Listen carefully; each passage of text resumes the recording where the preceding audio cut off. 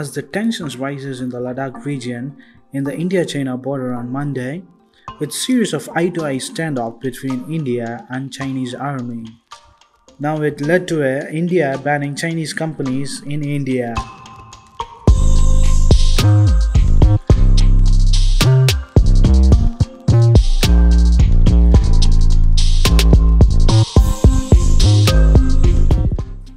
The Indian Railways and the Department of Telecommunications has said to the state BSNL Telecom Communication Company not to use or buy Chinese-made equipments in its upgradation or in the future development, a top source told the Indian news media. Because of this, entire tender will be reworked newly and they will be aiming for Indian companies. Also, the source said that the DOT has also planning to tell the Indian private mobile service companies not to use or reduce the Chinese product development and dependency. Now, the security features products built by the Chinese companies are coming into under tough scrutiny.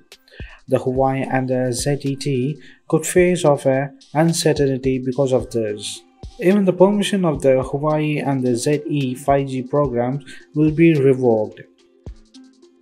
Since 2008, the economic version, China has seen a sharp rise in its economic powerhouse growth, which helped by the decline of US money power and was spreading of military in the Middle East by the US. After every country engaged with China, India also did the same in those times. Chinese investment in India is in the sharp rise in recent years after Mr. Modi came to be the Prime Minister of India.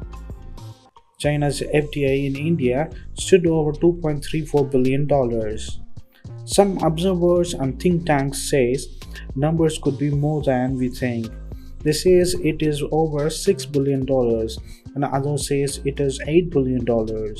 Plus the annual tourist inflow of $550 million from China. The number of Chinese companies invested heavily in India are Alibaba, Xiaomi, Tencent, China Eurasia Economic Cooperation Fund, GD Shongying, Shunwei Capital, and Fosun Capital. They have invested also in the major Indian companies like Paytm, Ola, Snapdeal, and Swiggy. The Alibaba has invested in Paytm very heavily. According to an Indian media report from the Indian Express, Chinese have invested over $5.5 billion in India's startup in the last 5 years. The bilateral ties between India and China have increased fastly from 2000 to 2018. Their merchandise trade have reached $95.54 billion from just $3 billion. The trade deficit for India in 2018 was $57.86 billion. Reports suggest that in 2019, China's exports to India were at $68 billion, while imports stood at $16.32 billion. This means India has a trade deficit of nearly $52 billion. India's dependency on the Chinese economy can be valued at $52 billion. India has so much catching up to do with the exports to China, and these reports have grown to 23% in 2016 to 19, against the growth of around 4.5% in the imports from the country. While the 5G is being involved now with India by the Chinese companies, it is clear now after the series of standoff in the Ladakh region, there is so much chance that the Huawei 5G program will come to an halt, as already the US President and the Europe warned India before about the China and the Huawei's involvement. So what do you think of India banning some Chinese companies, and can India catch up with the huge deficit with China to stop the dependency on Chinese economy? China is afraid of India and Japan's Asia-Africa growth corridor and giving a warning that it should not be opposite of Belt and Road Initiative of China's. In Beijing, Asia-Africa growth corridor sponsored by India and Japan is welcome as long as it does not try to trip China's Belt and Road Initiative, a Chinese newspaper said on Wednesday. Announced by the Indian Prime Minister Narendra Modi in May 2017, AAGC, the Essential Maritime Corridor, was seen by some as a counterbalance to Belt and Road Initiative of China, a state-run Global Times reported.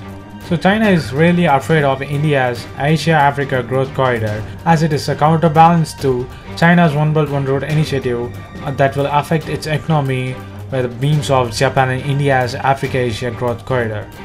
The new venture, jointly led by India and Japan, the two countries that have so far opted not to join the BNR initiative, sets out a vision for the better integration of South Asia, Southeast Asia, and East Asia with Africa and Oceania instead. The Times said, India-Japan vision indicates an overlap between AAGC and the Belt and Road project, and invites controversies over the actual intention behind the growth corridor. It goes without saying that India and Japan could feel free to embark on a new connectivity initiative, and no one is begging them to join the BNR initiative. As long as AAGC aims to embrace the inclusive of growth and promote joint prosperity, the corridor should be encouraged, said by China. But if India and Japan design a corridor to deliberately counterbalance China's BNR, they should think twice before rushing to it, because the route of AAGC has an extensive geographic overlap with the route of BNR initiative. That's particularly the case considering that India has already made a huge commitment to developing Africa, while the India and Japan partnership is only taking shape.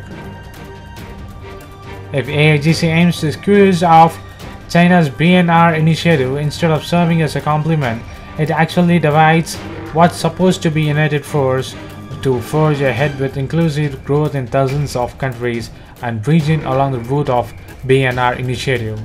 As of China's look, it always used to say the same thing.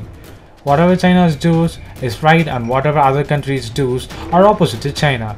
So this is not a new thing for Indian or the Chinese newspapers to say that India is doing something opposite to China. India, for its part, should be particularly level-headed and guard against any over-assertive plans that may go our way. So what do you think of the warning against India's Africa-Asia Growth Corridor?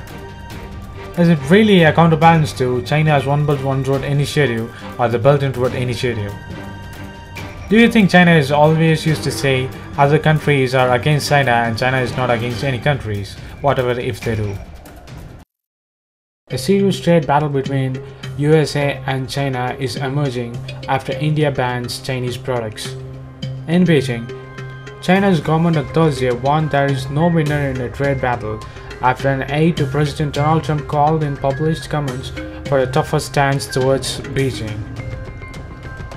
A foreign minister spokesman, Huawei Chunying, appealed for dialogue to preserve stable relations when asked about the comments by Trump's chief strategist Steve Bannon. In the comments to American prospects posted online, Bannon said, "The United States is in an economic battle with China. He recommended pursuing a trade investigation of Beijing's technology policies and anti-dumping actions over Chinese exports of steel and aluminum. There is no winner in a trade battle," Hu said at a regular news briefing. "We hope the relevant people can refrain from dealing with the problems in 21st century with zero-sum mentality from 19th century or the 20th century." Hu appealed for the dialogue to preserve the sound and steady growth of China-US relations.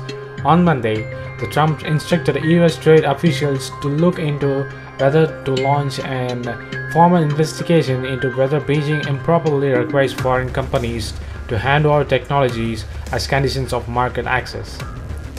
The Chinese government criticized that as a violation of spirit of global trade rules.